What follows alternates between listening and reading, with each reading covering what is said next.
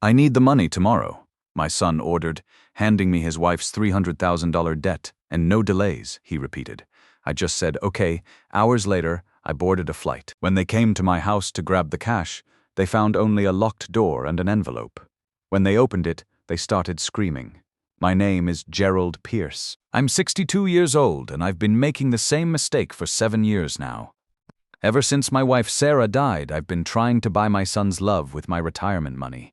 Last Tuesday, that all changed. The doorbell rang at 8 a.m. sharp.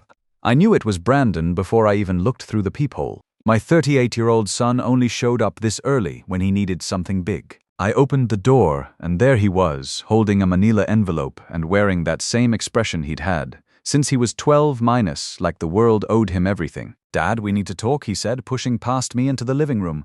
"No hello? No, how are you feeling? Just straight to business." I followed him to the kitchen, watching him sit down at Sarah's old spot at the table. He pulled out his phone and started scrolling while sliding the envelope toward me.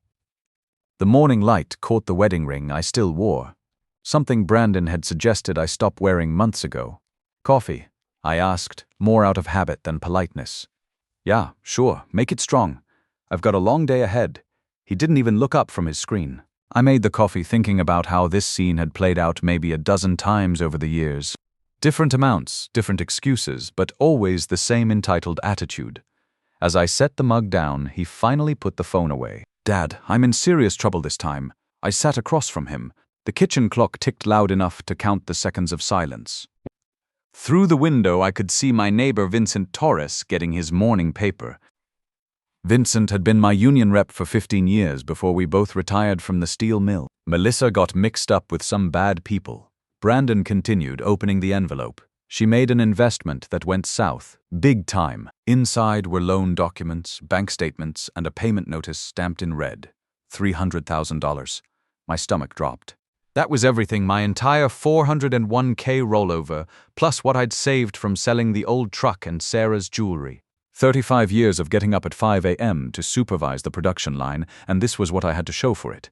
"Brandon," I said slowly, "that's literally everything I have." He took a sip of coffee, those cold eyes finally meeting mine. The eyes looked like mine, but the expression was pure stranger. "Dad, you don't really need all that money. The house is paid off. You've got Medicare. Your expenses are what? $2,400 a month. You're 62. What are you saving it for?" The words hit like a punch to the gut. This wasn't just about money anymore. This was about him seeing me as nothing more than a resource to be drained. I thought about the guys I used to supervise at the mill, how we'd look out for each other, respect what each man brought to the table. None of them would talk to their fathers this way. "It's not that simple, son. That money has to last me the rest of my life." Brandon leaned forward, his voice taking on that manipulative tone I'd heard too many times. The same tone he'd used when he was 16 and wanted to borrow the car. Except now the stakes were my entire future. "Dad, these aren't regular creditors. Melissa borrowed from some very dangerous people. They don't send collection letters, they send other kinds of messages. If we don't pay by tomorrow night, things are going to get ugly for all of us." "How ugly?" I asked. Though I wasn't sure I wanted to know. "You don't need details. Just trust me. It's a loan, okay? I'll pay you back once I get the new import business venture off the ground. 6 months, tops. I've got contracts lined up with suppliers in Mexico." I stared at the papers, then at the face of the boy I'd taught to ride a bike, now a man I barely recognized. "Brandon, you've borrowed money from me 8 times in the last 7 years. I haven't seen a dime come back." His face darkened, and for a moment I saw something that scared me. "This is different, Dad. This isn't about me. This is about Melissa's safety, about Angela and Danny's safety." He stood up and started pacing like a caged animal. "You're my father. You always said family comes first. Remember what you told me when Mom was sick, that we do whatever it takes to protect the people we love. There it was, the guilt card played with surgical precision, using Sarah's memory against me, the same woman who had warned me from her hospital bed. "Gerald, don't let him take advantage of your grief. He's going to try." "I need time to think about this," I said quietly. "There is no time," Brandon snapped, his voice rising. "I need that money transferred today, tonight at the latest. These people don't negotiate, Dad. They don't give extensions. He walked behind my chair and put his hand on my shoulder. It felt heavy, controlling, nothing like the reassuring touch I remembered from when he was small, Dad.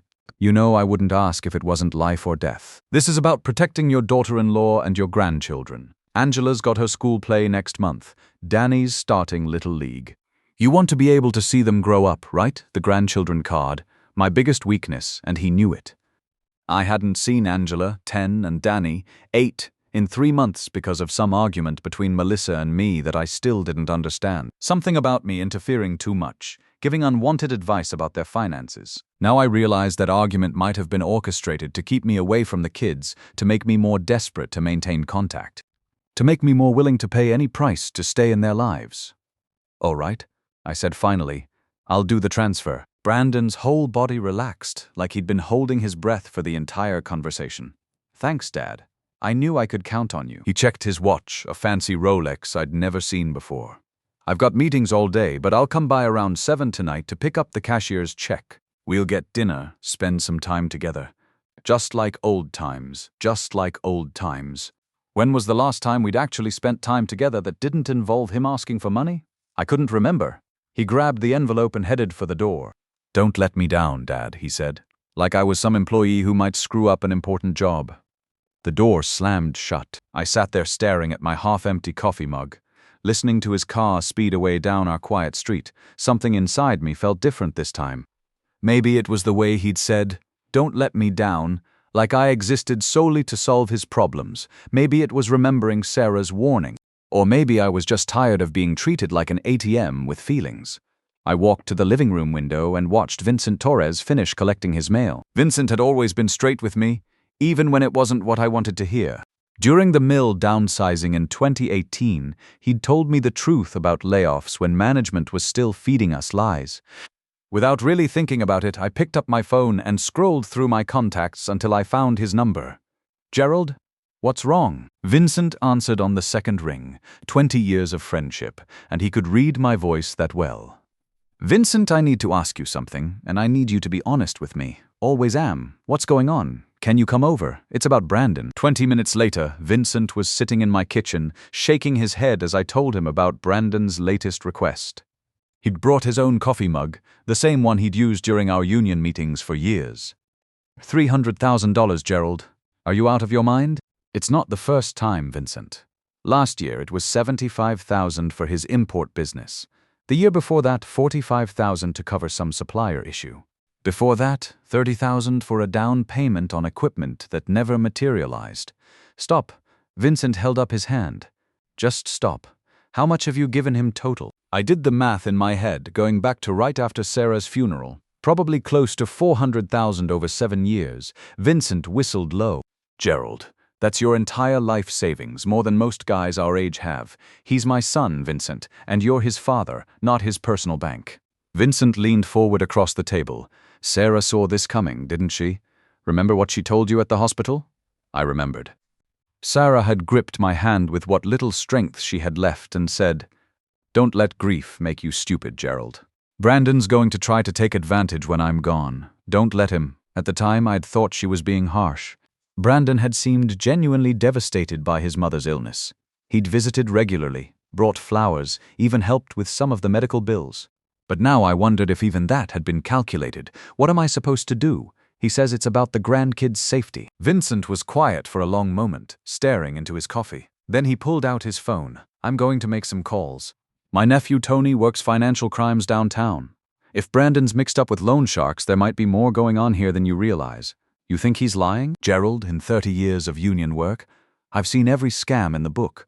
Guys stealing from pension funds, fake medical emergencies, made-up business opportunities. Your son's story has more holes than a screen door.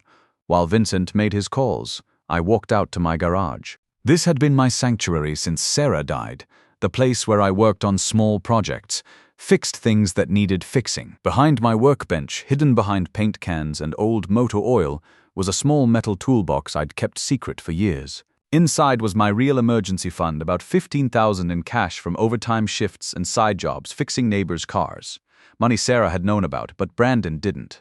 She'd called it our just-in-case fund, though we'd never needed to touch it. I counted through the bills, thinking about what they represented. Extra shifts when my back was killing me. Weekends spent under strangers' cars instead of watching football. Small sacrifices that added up over the years. Vincent came back inside, his face grim.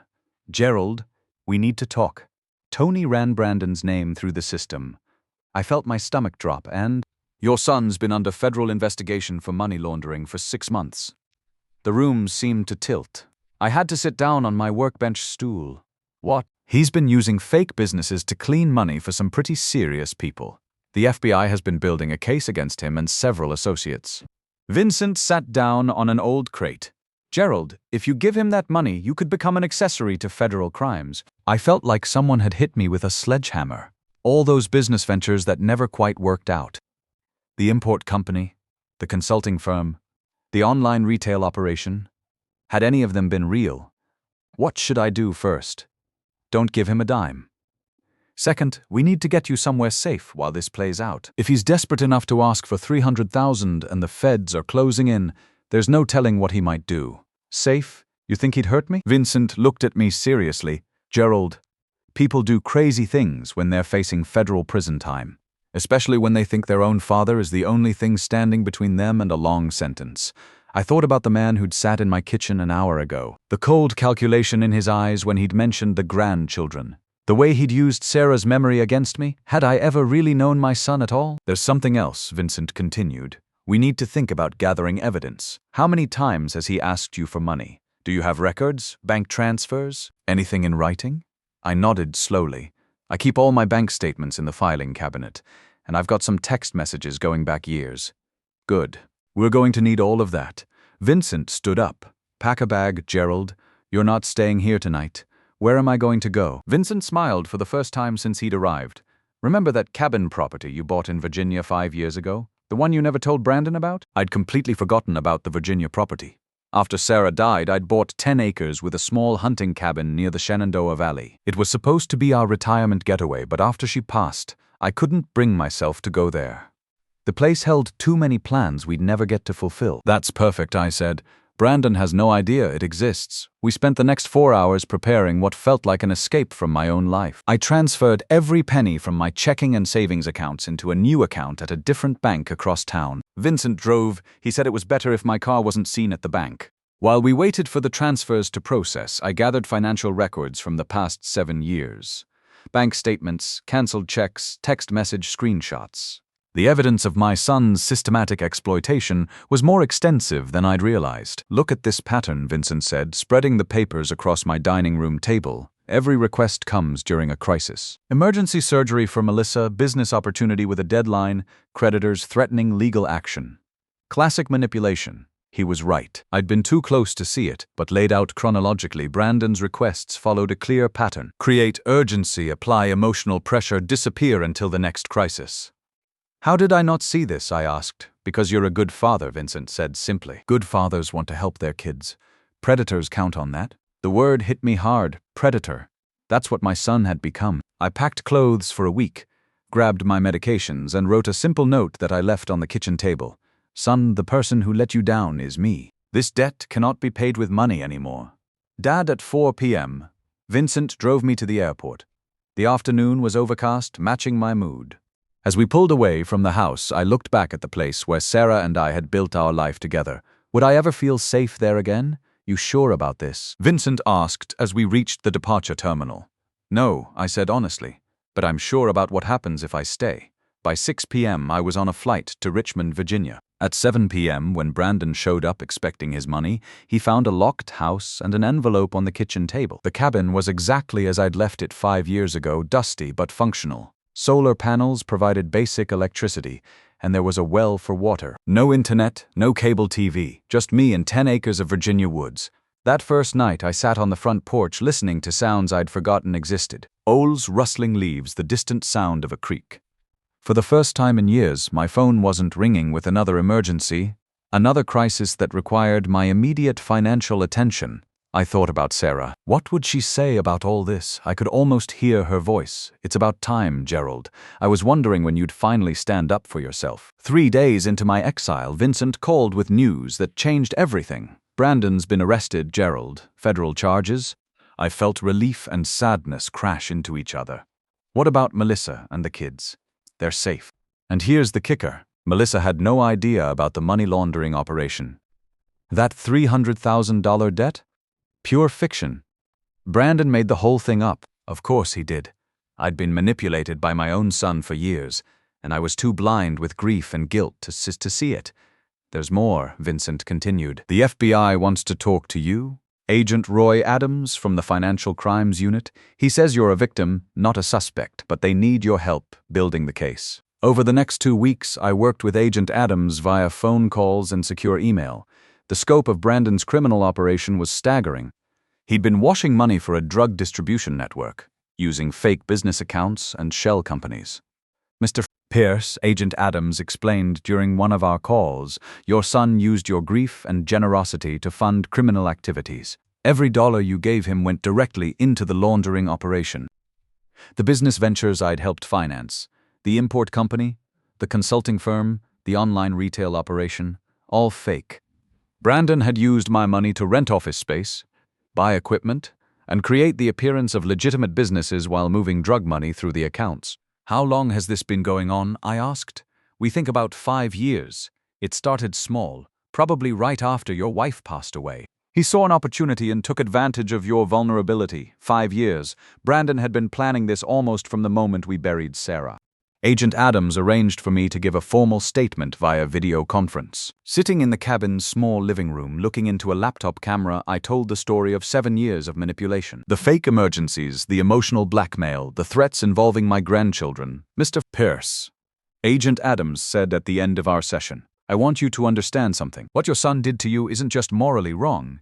It's a federal crime called elder financial abuse. You have rights as a victim, in this case. The trial was set for 8 months later. Agent Adams said I'd need to testify in person, but until then, I was free to stay at the cabin as long as I felt safe. Safe. When was the last time I'd felt truly safe? Not just physically, but emotionally. Not walking on eggshells, waiting for the next crisis call from Brandon. I decided to make some improvements to the property. The cabin needed a new roof, and the front porch was sagging. I drove into town and bought supplies, paying cash from my secret fund.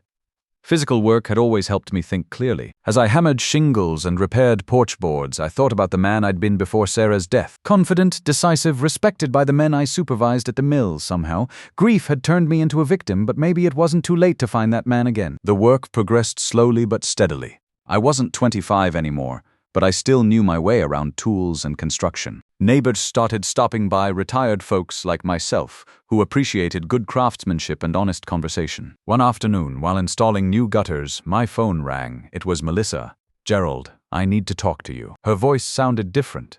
Younger somehow, like a weight had been lifted. I know about everything, she continued. The FBI told me about Brandon's crimes, about how he used you. I'm so sorry, I had no idea. Are you and the kids okay? We're staying with my parents in North Carolina. The kids are doing better now that the stress is gone from the house. They ask about you all the time. That hit me harder than I expected. I miss them too. Gerald, I want you to know, I never asked Brandon to borrow money from you. Every time he told me you'd offered to help, I told him we should handle our problems ourselves. I thought you were just being generous. Learning the truth about Melissa changed everything. She wasn't a co-conspirator. She was another victim. Brandon had been lying to both of us, playing us against each other to maintain control.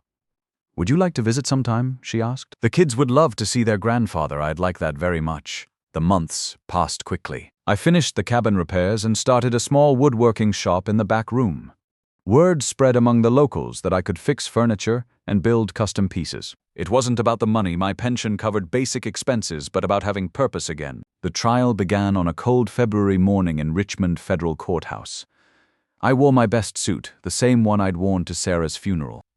Agent Adams met me outside the building. You ready for this, Mr. Pierce? I looked up at the imposing courthouse steps, as ready as I'll ever be. The prosecution painted a clear picture of Brandon's operation. 5 years of systematic money laundering, fake businesses, and financial elder abuse. My testimony came on day 3, sitting in the witness chair. I could see Brandon at the defendant's table. He looked smaller somehow, diminished. Mr. Pierce, the prosecutor began. Can you describe your relationship with the defendant? He's my son, I said simply. And for 7 years after my wife died, he systematically exploited my grief to fund criminal activities. I told the court everything. The fake emergencies, the emotional manipulation, the threats involving my grandchildren. The prosecutor showed bank records documenting over $400,000 in transfers over 7 years. Mr. Pierce, why did you continue giving money despite never being repaid? Because I was a grieving father who wanted to believe his son was a good man in temporary trouble. I learned the hard way that enabling someone's criminal behavior isn't love, it's cowardice.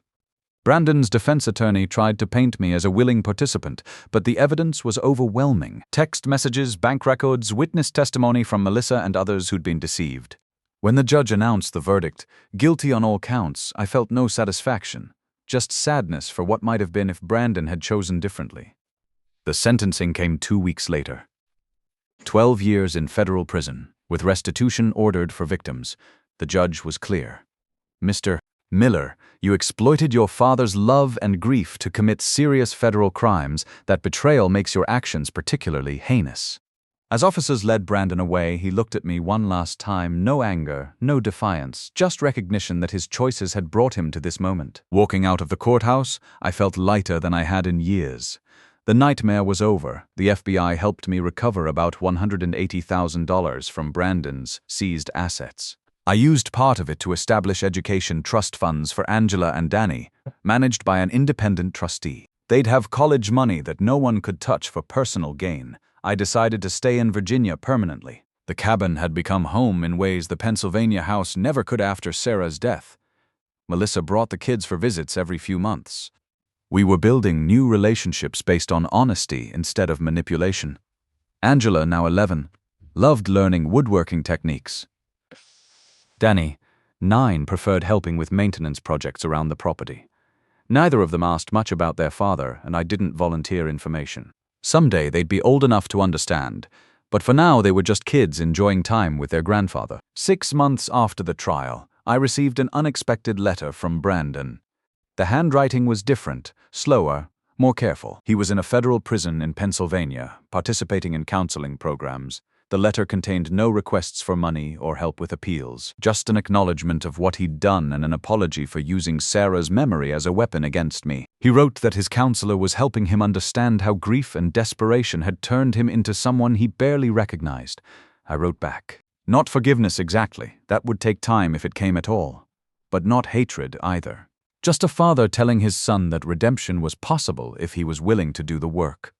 My life now revolves around simple pleasures. Morning coffee on the cabin porch, working with wood, helping neighbors with projects. I joined the local VFW post and found camaraderie with other veterans and retirees who understood the value of honest work and straightforward conversation. Vincent visits regularly, usually bringing his fishing gear. We spend hours on the creek, talking about everything except the past. Sometimes the best friendships are built on knowing when not to dig too deep.